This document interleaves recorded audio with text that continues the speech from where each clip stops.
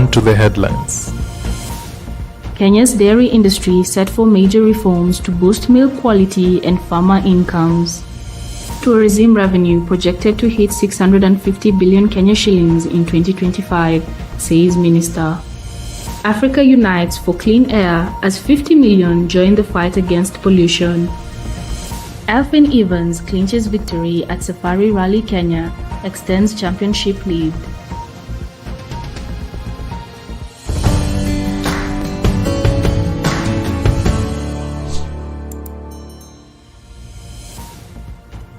Hello and welcome to Traceability TV News, your source for the latest updates on global traceability and safety concerns. I'm your host, Miriam Munyoki.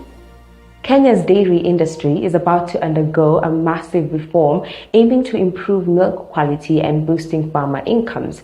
As the sector moves towards stricter standards, a key focus is on traceability, ensuring every drop of milk is accounted for from farm to shelf. Our reporter examines how these changes will affect farmers, customers, and the industry.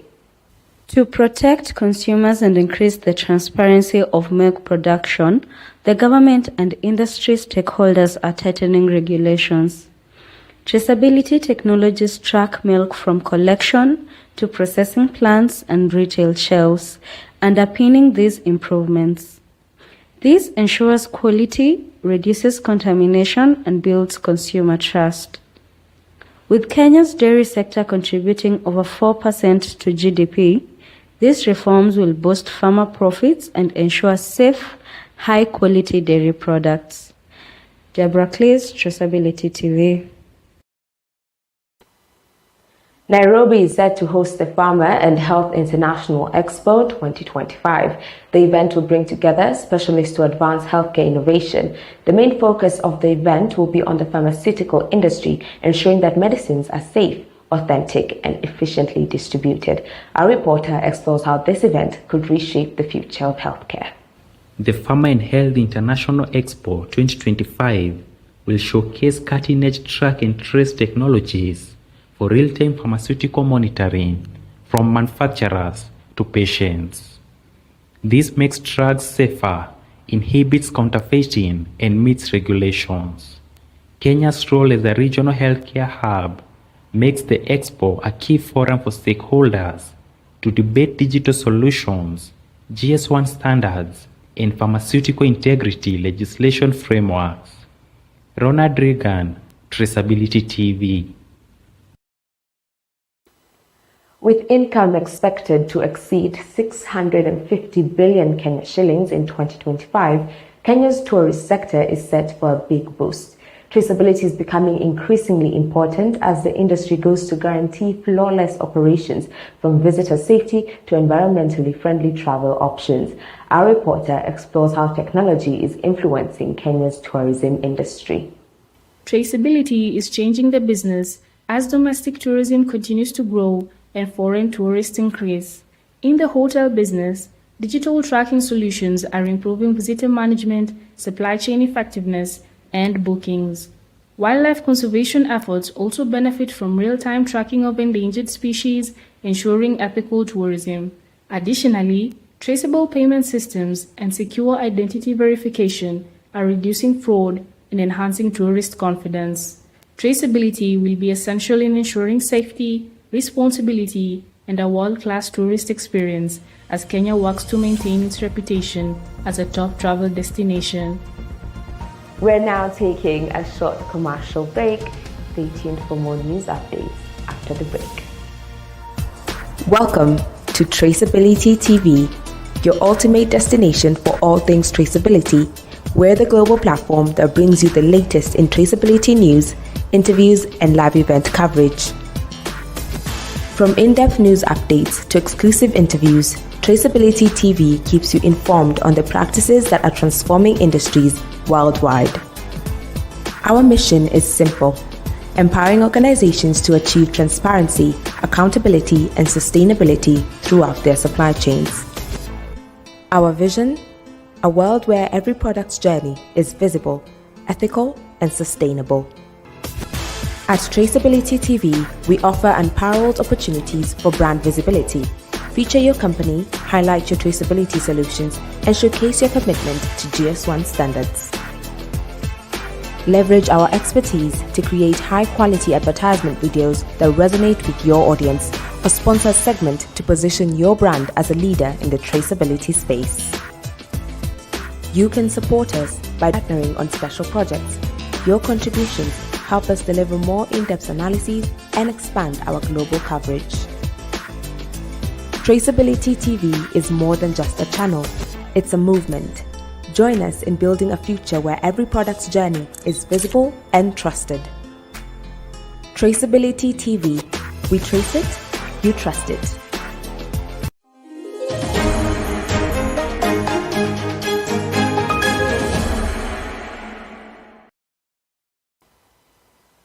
East Africa is embracing the arrival of the long rains, a crucial season for farmers preparing for a productive year ahead. With expectations of improved yields, traceability is becoming essential in ensuring food safety and market efficiency. Our reporter explores how technology is helping farmers track their produce from farm to table.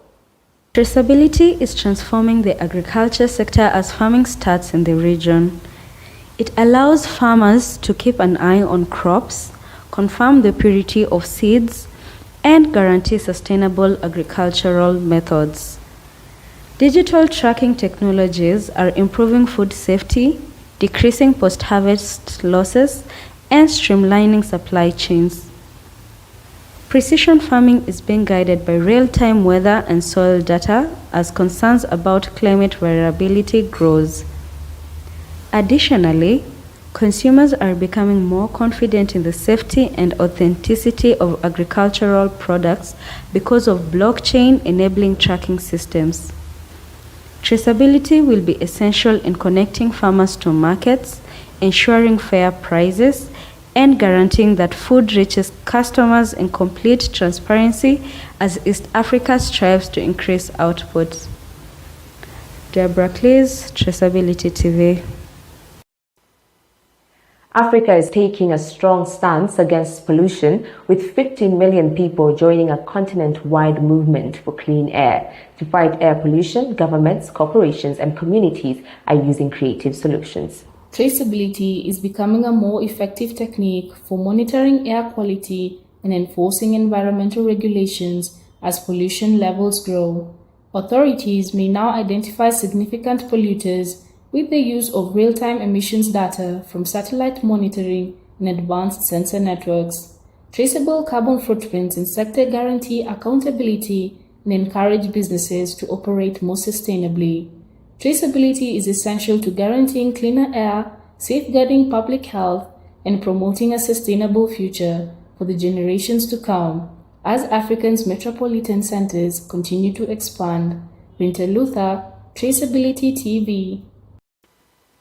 Airlines and the tourism industry are adopting inclusive innovations and solar fuels as part of the global travel industry's green revolution. Leaders in the sector are giving sustainable energy, ethical travel, and lowering carbon emissions top priority as sustainability gains prominence.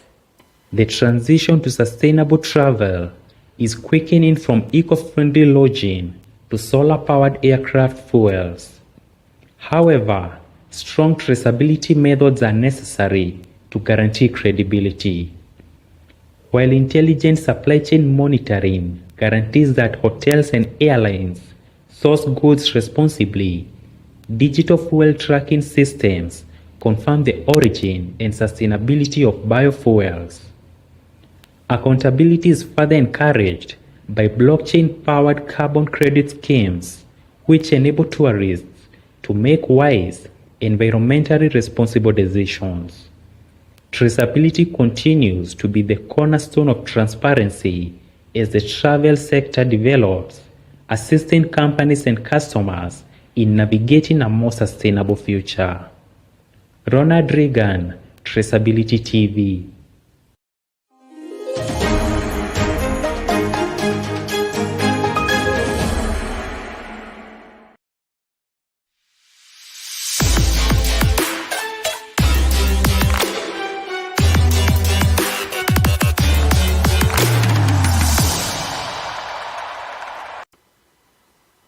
Welcome to Visibility Sports News. I'm your host Regan Getau. It was a thrilling showdown at the Safari Rally Kenya as Elfyn Evans secured a commanding victory, further extending his lead in the World Rally Championship standings. The Toyota driver dominated the Kenyan terrain, making a strong case for the championship title. Our reporter has the full story. Elfyn Evans delivered a masterclass in rally driving, conquering the challenging Safari Rally Kenya to claim a crucial win in the WRC season. The Welsh driver finished ahead of colleague Kale Rovanpera after navigating the difficult courses with accuracy. In addition to being his first Safari Rally victory, the win sent him to the top of championship standings. Evans credited his achievements to his Toyota team's tenacity and a well-thought-out plan. Several elite drivers found it difficult to finish the stages of the Safari Rally, which is renowned for its harsh roads. Evans strengthens his hold of the championship race as it moves into its final stages with victory. Regis Regina, Traceability TV.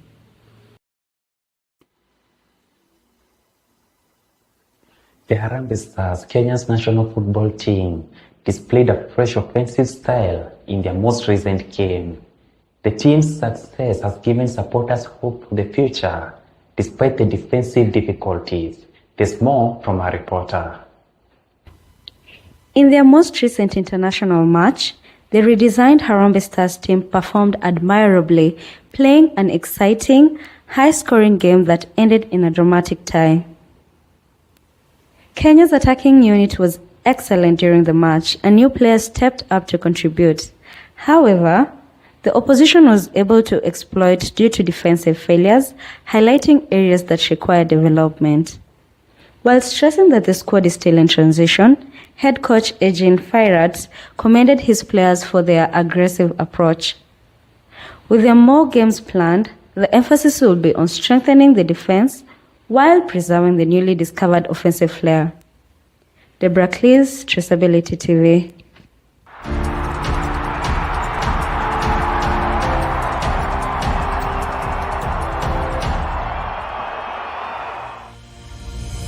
And that wraps up our news bulletin for the day. Stay tuned for an informative documentary. As always, I've been your host, Megan Munyoki, and this is Traceability TV.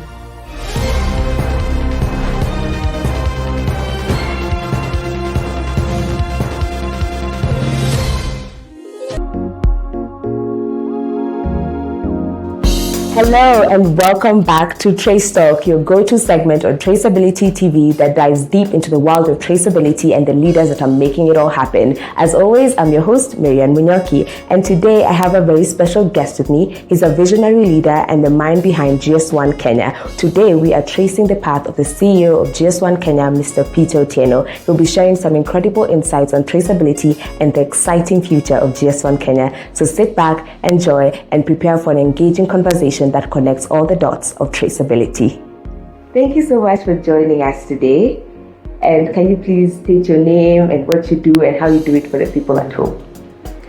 Thank you very much, Miriam. My name is Peter Otieno. I'm the CEO for GS1 Kenya, and we are here to help our members track and trace their products. Thank you so much. So I'll dive straight into it. And first of all, can you tell us about your journey to becoming the CEO of GS1 Kenya?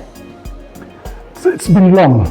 And actually it was not planned for me to be the CEO, but it all began by us where I used to be employed in a corporate world. We faced some challenges in how to track our products and also get our products into the supermarket. So a group of us, quite a number of them have left. We began on the journey on how to barcode Kenya. This is way back in 1998. So come 1999, this team formed an organization known as East African European Article Numbering, popularly known as EAN. And the barcodes were introduced in Kenya as 616. But come 2005, the EAN was not able to, there were a few challenges and some difficulties. And of course, the governance then did not make it possible for EAN to succeed. Then 4 other people, including me, 3 other gentlemen, myself, we formed GS1. as a business name. Then a year later, in 2006, 2007, we actually formed GS1 to take over from EAN, which had collapsed due to some legal issues. And GS1 since then actually grew in small bits and bounds until where we are now. But I must say it has been a very difficult journey because 2016, the company GS1 was also not doing very well because we didn't have proper governance.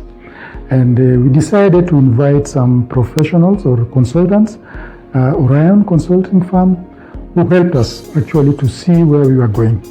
And from then, 2 years later, the board then actually prevailed upon me to leave what I was doing privately to come and join, to lead this organization based that I was there in the beginning of the BC company.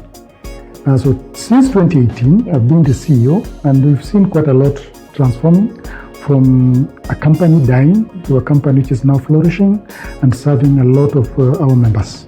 Oh, okay. Yeah. So thank you. And just a follow-up question, what you just said. So you said that they called you and you came. So what motivated you to leave all that behind and come and take over GS1? Because my aspiration or my vision by the time we were beginning this journey of Barcodes in Kenya, I was doing my own business. I was running a small cosmetic outlet, and it was quite difficult for us to sell our products into the market. Most multinationals were able to actually put the products in the supermarket, but the SMEs were finding it very difficult because to get one barcode they were paying 150,000. So imagine you have 10 products, that's 1.5 million down the drain. And this motivated me actually to join this organization.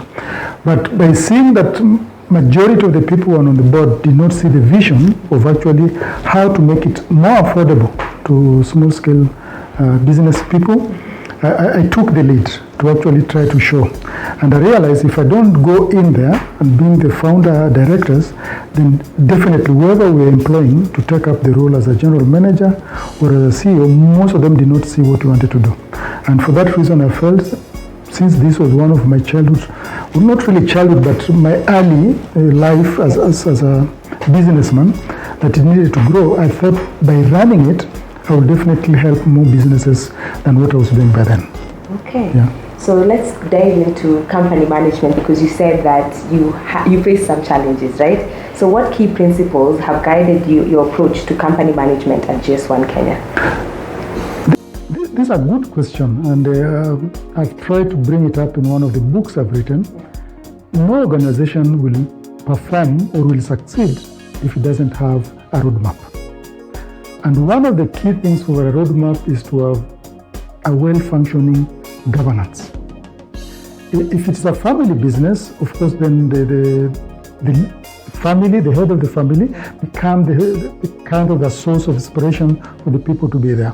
But in an organization like this, where you have a group of people and different stakeholders, then governance become the key. And what do I mean by the governance here? I'm looking at the board, the people who leave whatever they're doing to steer this company in terms of the policy, in terms of the strategy, in terms of the vision. So this, for me, was the key thing to do. And that's the reason why I became part and parcel of the board.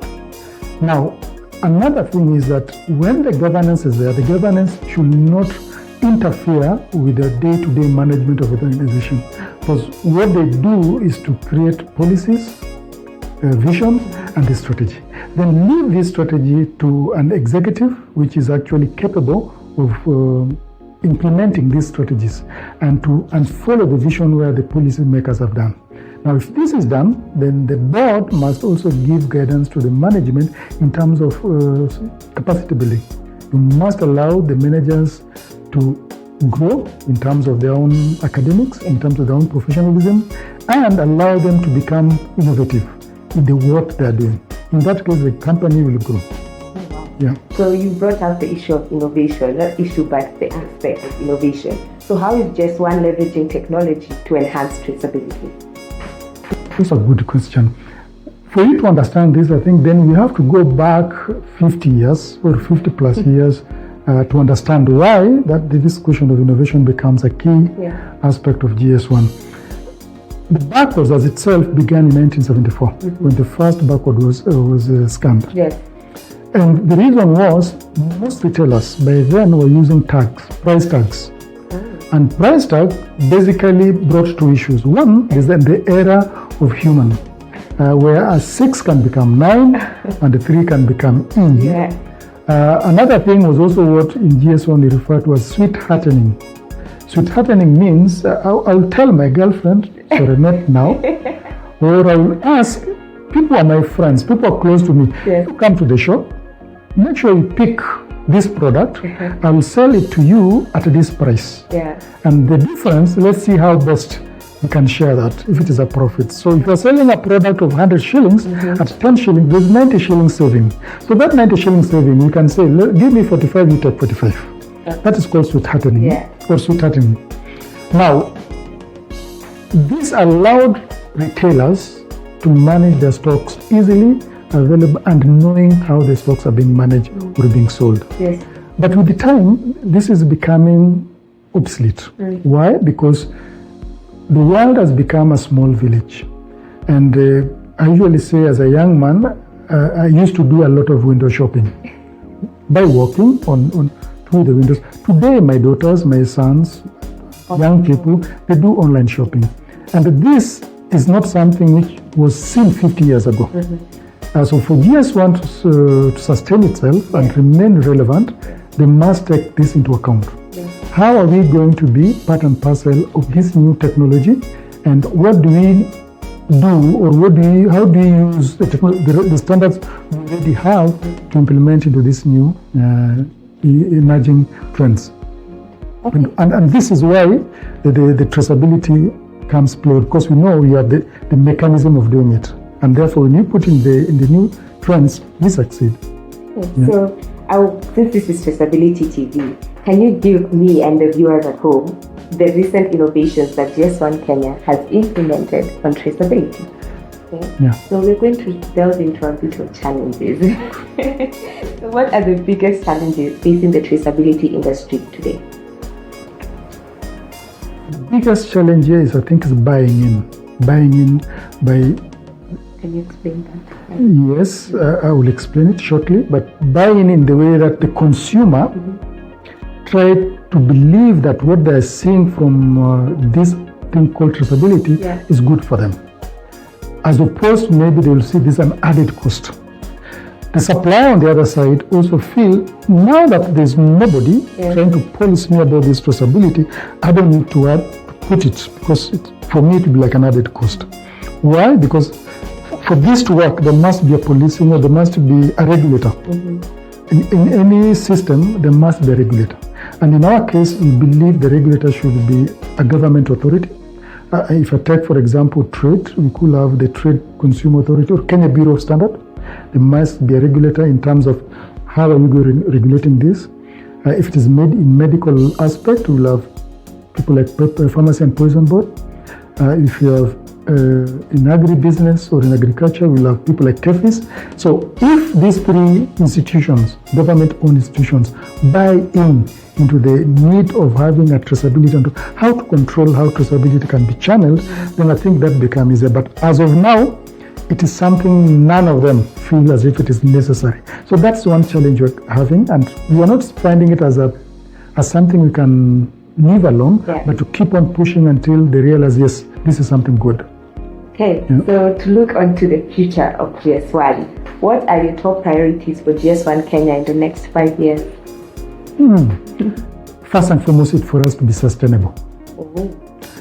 I say this because if you look at the way we've structured ourselves, or the way we are registered in this country, we are not for profit.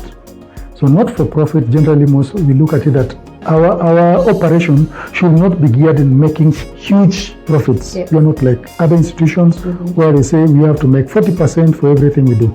Ours is to sustain business and to allow traders to work efficiently. Now, for us to be here, I said we must sustain this, and for that's why we're looking at how we innovate to make sure that at least we remain relevant and we grow, and of course we become more efficient in terms of what we issue.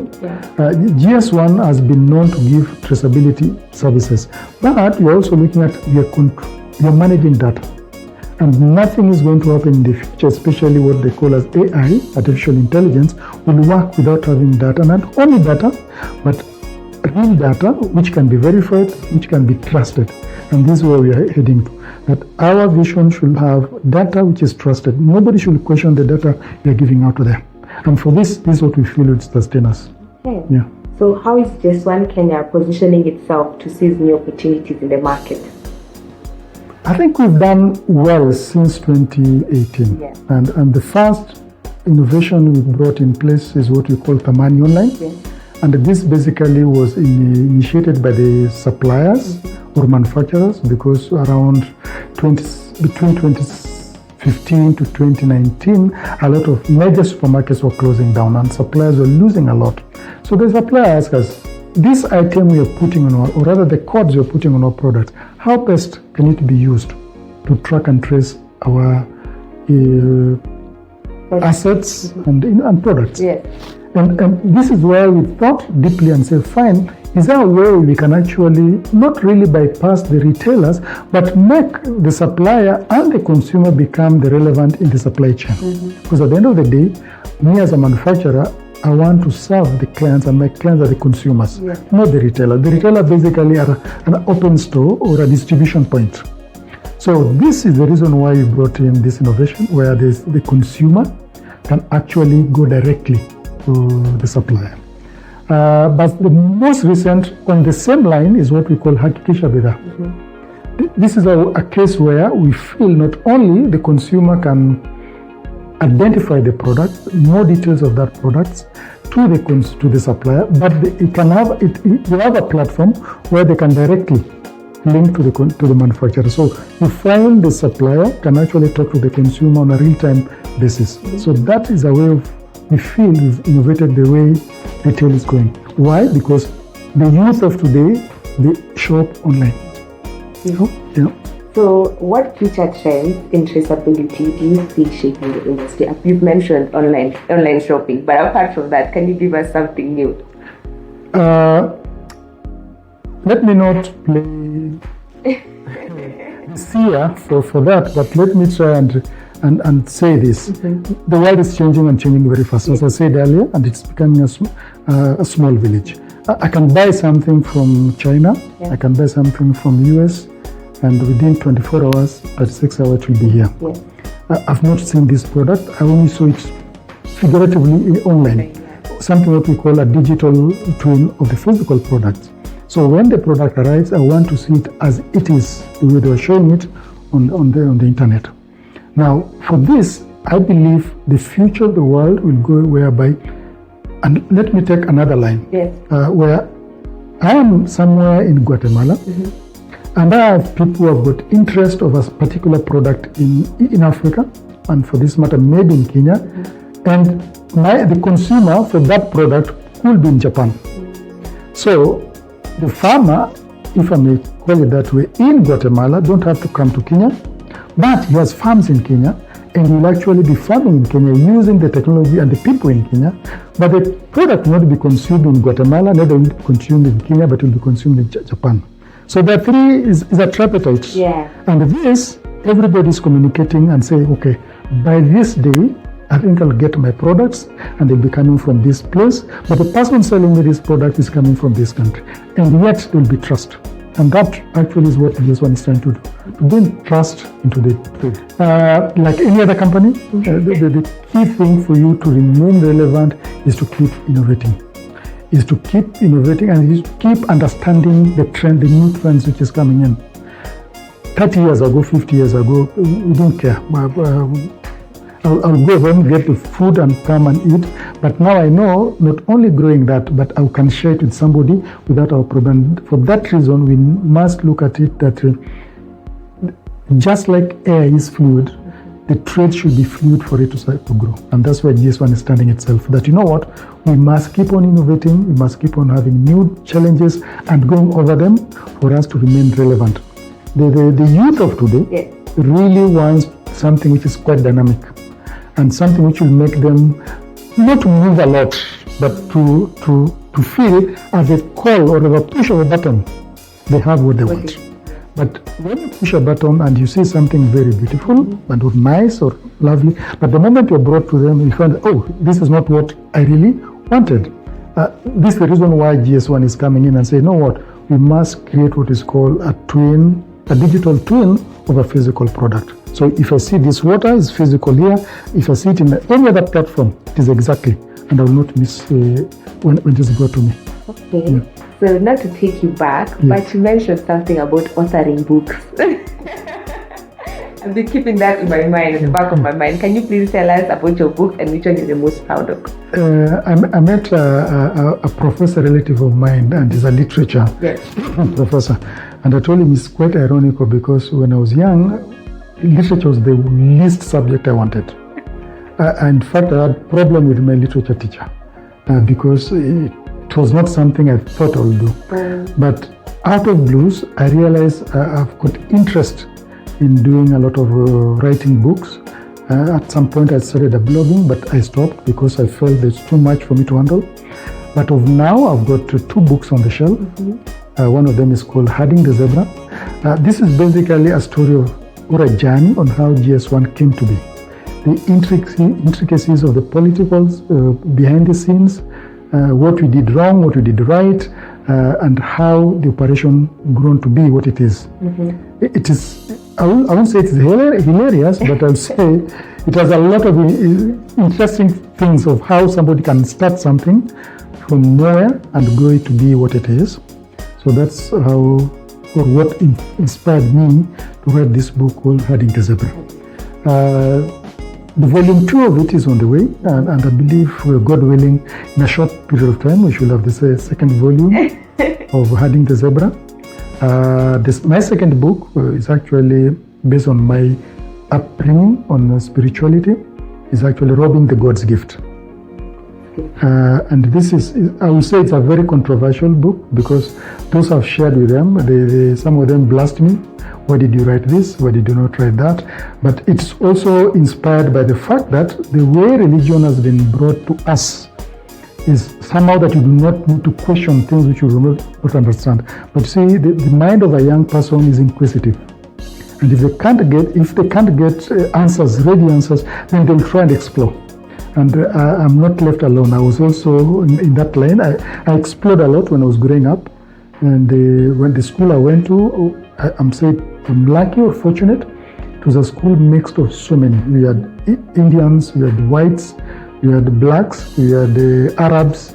So it was quite an interesting outfit, and especially everybody talking about their religion. But I look back and I say, fine, why are we in this world? And if you try to ask those questions, you realize actually each and every person, including living things, plants and animals, we have 4 things basically to look at. And that's what I explore. And then I explore what are the benefits of everything you do. Because at the end of the day, nobody chose to be born. Nobody said, I want to be born. You find yourself there. And when you find yourself there are a few things you do not understand why they happen, or why do you get them, or why do you experience them when you do a few things. So the book is talking about that. It is quite an interesting book. I will recommend anybody to read it. I've read it more than 4 times since I published it. And every time I feel I want to laugh or want to argue with myself, I read it. So that's why it is. But I believe in the next 2-3 years, there will be 2 more books coming out. Can't wait to do that. But I'd like to ask you to give a piece of advice to any aspiring leader out there. You know, when you were growing up, you were told that 3 or 4 types of leadership. That those who are born a leader. That those who are trained to be leaders. That those who just grab it. Some people say you cannot take power without grabbing it. But leadership, everybody is a leader. Everybody's, I believe, is born a leader. How to make yourself a leader is what differs. And leadership calls for sacrifice.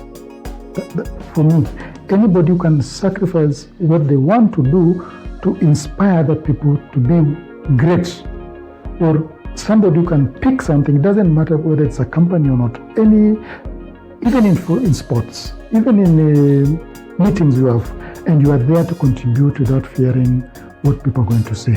but you remain faithful to what you are saying, you remain true to the people and remain true to the cause of what you want to do. 2, a leader must have a vision of what he or she wants to achieve and where he wants to take the people's leading. A leader must also be able to at least pen down a few things.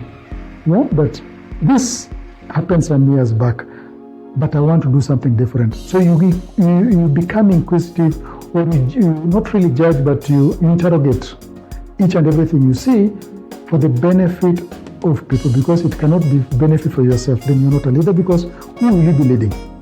You must lead a group of people, but you must try and take them. And the best leader is the one who listens, not the one he wants people to listen to him. You listen and maybe speak last after everybody has said what they want to say. Then you actually say, okay, this is good for the community, or this is good for us. And I think that will be, for me, what kind of a leadership you want to be. Take risks, but calculated risk. Because there's no point of being a leader and you don't want to jump the boat. I mean, to go into the deep end. If you want people to go to the deep end, be the first one and show them what be done.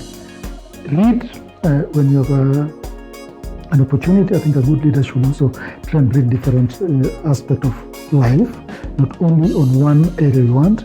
It must be almost everything from sports to religion to geopolitics, to anything you feel might be of interest to you. Why? That expands your knowledge and to understand where things are happening and there. You must be not so quick to judge. There are always two sides of a story. That might not be my strength, but I believe that's one of the key pillars of a leader, that don't be quick to judge. And 2, be patient and understand at your age group. So if you're a leader in your 20s, then of course you understand that there will be people younger than you. Yeah. If you're a leader in the 60s, like I am, or the 70s, then you understand that you have even a big gap. You have people in the 50s, in the 40s, 30s, and even now another group altogether you might not know. So you might be forced to go back and read about this group and see how best you can actually take them through. Okay. Yeah. Give us a parting shot with goodbye to the people at home and tell them to subscribe to Traceability TV. Thank you, Marianne, for that. This would be my parting shot. Anybody who wants to go into trade, or anybody who wants to understand their business well, there's this aspect which we are selling, like traceability. So what is it? Why are we pushing for this traceability? The world as it is made of at least a gathering of information everybody has acquired or which is happening. And this, coupled with the fact that now the world has become one village, and of course there are geopolitics playing a key role into this, it would be very interesting for somebody to seek out. And for me, I looked at this point of view. If you are going into trade, do not limit yourself with just within your surrounding. Look out at a bigger sea. The best market for you will be outside this country. You can start with this country, you can go to the region, but try to imagine that you can actually sell this thing to the Far East, like the Japan, the northernmost, like the Scandinavian, and the Far West, like the US. All these people need something which we have. And this is where you should look at. If you're going to make roast groundnuts, please do not just roast groundnuts for us here in Nairobi. Try to imagine you can roast these groundnuts for somebody in China. And to do this, you need to have a way of convincing the market out there, what this thing is authentic, it's real, and you can actually track where it has come from. And this is where you'll find our standards come into play.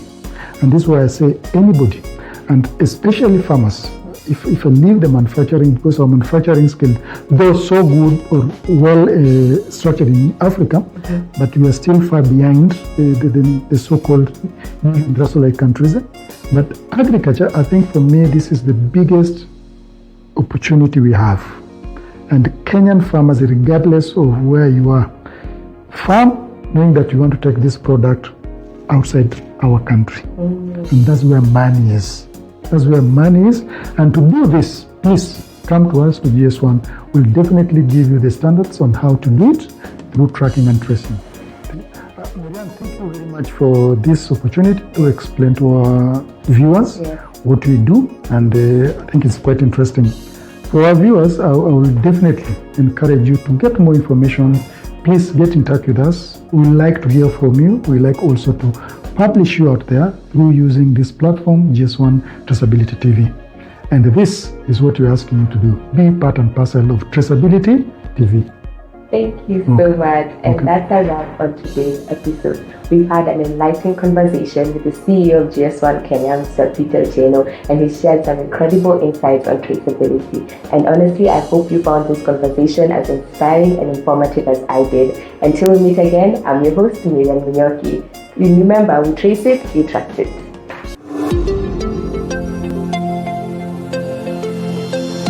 Traceability TV. We trace it, you trust it.